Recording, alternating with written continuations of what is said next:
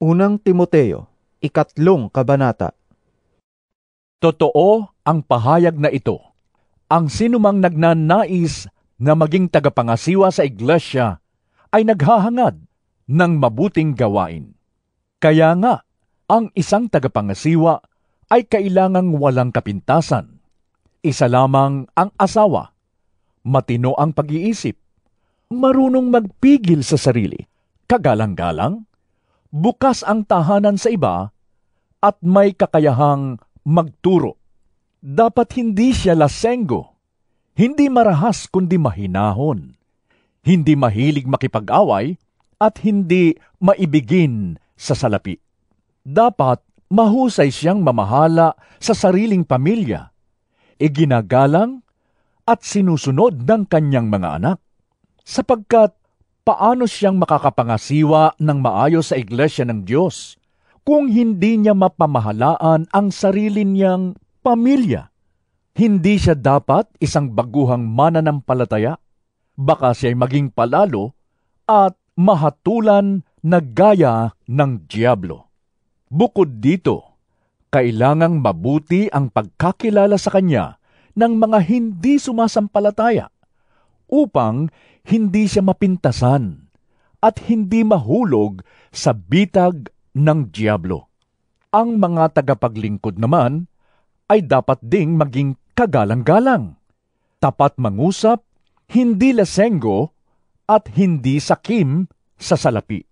Kailangang sila'y tapat sa pananampalataya na ating ipinapahayag at may malinis na budhi.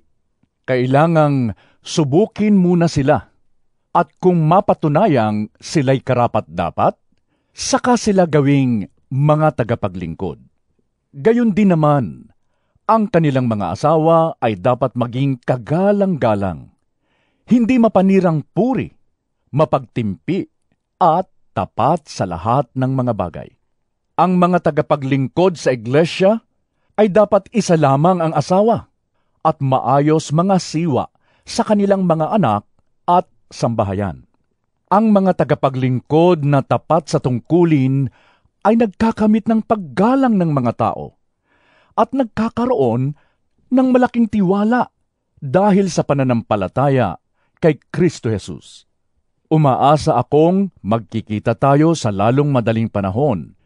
Ngunit isinulat ko ang mga ito upang kung hindi man ako makarating agad, ay malaman mo kung ano ang dapat na maging ugali ng mga tao sa sambahayan ng Diyos na buhay, sa iglesia na haligi at saligan ng katotohanan. Hindi maikakaila na napakadakila ng hiwaga ng ating relihiyon. Siya'y nahayag sa anyong tao, pinatunayang matuwid ng Espiritu at nakita ng mga anghel.